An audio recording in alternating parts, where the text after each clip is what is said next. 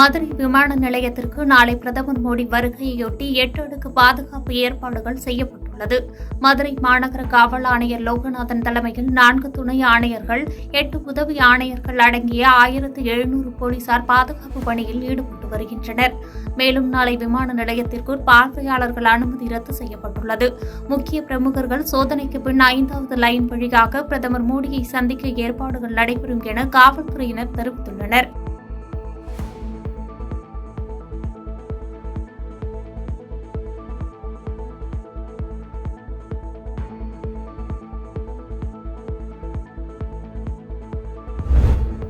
பட்டம் படித்தவர்களின் எண்ணிக்கை தமிழகத்தில் அதிகம் உள்ளதற்கு காரணம் தந்தை பெரியார் தொடங்கி தற்போது முதலமைச்சர் மு.க.ஸ்டாலின் வரை எடுத்த முயற்சிகளே காரணம் என்றும், மேலும் வரும் கல்வியாண்டில் நெல்லை மாவட்டம் ராதாபுரம் சட்டமன்ற தொகுதிக்குட்பட்ட 280 அங்கன்வாடி மையங்களிலும் ஸ்மார்ட் வகுப்பறை அமைக்க நடவடிக்கை எடுக்கப்படும் என தமிழக சட்டப்பேரவைத் தலைவர் அப்பாவு தெரிவித்துள்ளார்.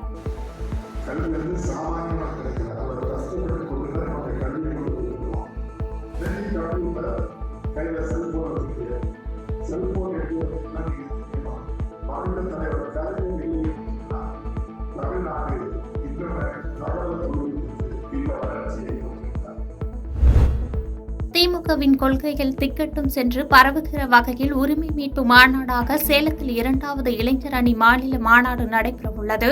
இது ஒரு கின்னஸ் சாதனை மாநாடாக இருக்கும் என்று புதுக்கோட்டையில் செய்தியாளர்களுக்கு பேட்டியளித்த அமைச்சர் ரகுபதி தெரிவித்துள்ளார். தீர்மானங்கள் நிறைவேற்றப்பட்டு அந்த கோரிக்கை மாண்புமிகு தமிழ்நாடு முதலமைச்சர் அவர்களுக்கு தமிழக அரசுக்கு அனுப்பி வைக்கப்பட்டது. மாவட்ட லெவலில் எந்த லெவலில் முன்னேறி இருக்கும், எந்தெந்த இதில் பின்னாடி மக்களாட்சி ரேட்டு ரொம்ப பின்னாடி போயிருக்கோம். இது பிறப்பு சிசு இறப்பு விகிதம் ரொம்ப பின்னாடி போயிருப்பாங்க. பெண் அதாவது குழந்தைகள் இறப்பு விகிதத்தில் பின்தங்கி இருக்கிறோம் என்கின்ற குற்றச்சாட்டை சொல்லுகிறது. ரொம்ப பின்தங்கியெல்லாம் இல்லை, ஸ்டேட் ஆவரேஜை விட 1-2 குறைஞ்சிருக்கோம். அதுக்கு காரணம் நம்முடைய சில பகுதிகளில் இருக்கக்கூடிய தாய்மார்கள் அவர்கள் கருவுற்றிருக்கிற சமயத்தில். கடலூர் மாவட்டம் பண்ருட்டி அடுத்த திருவதிகை ராசாபாளையம் பகுதியைச் சேர்ந்தவர் 17 வயது மாணவர் ஹரிஷ். இவர் பண்ருட்டி அரசு மேல்நிலைப் பள்ளியில் 12ஆம் வகுப்பு படித்து வரும் நிலையில் கடந்த 18ஆம் தேதி பள்ளி முடிந்து வீட்டிற்கு திரும்பும் பொழுது பேருந்தில் முகம் தெரியாத சில நபர்கள் தாக்கியதாக கூறப்படுகிறது. இதில் பலத்த காயமடைந்த அவர் பண்ருட்டி அரசு மருத்துவமனையில் சிகிச்சை பெற்று கடலூர் அரசு தலைமை மருத்துவமனையில் மேல் சிகிச்சைக்காக அனுமதிக்கப்பட்டார். இதனையடுத்து இது தொடர்பாக பண்ருட்டி காவல் நிலையத்தில் மாணவர் தரப்பில் புகார் அளிக்கப்பட்ட நிலையில் இதுவரை அந்த வழக்கில் எவ்வித நடவடிக்கையும் எடுக்காத காரணத்தால் பண்ருட்டி காவல் நிலையத்தை கண்டித்து பண்ருட்டி பேருந்து நிலையம் அருகே திடீர் சாலை மறியலில் ஈடுபட்டனர். தகவல் அறிந்து வந்த துணை காவல் கண்காணிப்பாளர் தலைமையிலான போலீசார் சம்பவத்தை தொடர்புடைய நபர்கள் மீது நடவடிக்கை எடுக்கப்படும் என போலீசார் தெரிவித்ததை தொடர்ந்து போராட்டத்தை கைவிட்டு பொதுமக்கள் அங்கிருந்து கலைந்து சென்றனர்.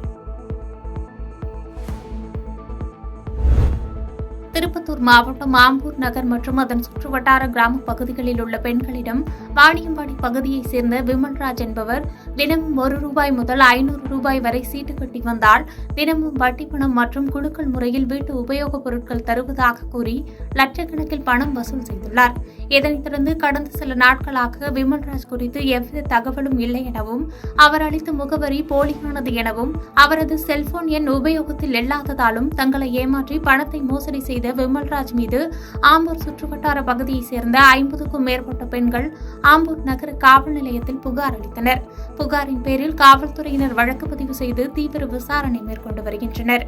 பாதகம் செய்பவரை கண்டால் நாம் பயங்கொள்ளலாகாது பாப்பா, மோதி மிதித்து விடு பாப்பா, அவர் முகத்தில் உமிழ்ந்து விடு பாப்பா. அண்மை செய்திகளை உடனுக்குடன் தெரிந்து கொள்ள இணைந்திருங்கள் எம் நாடு தொலைக்காட்சியுடன்.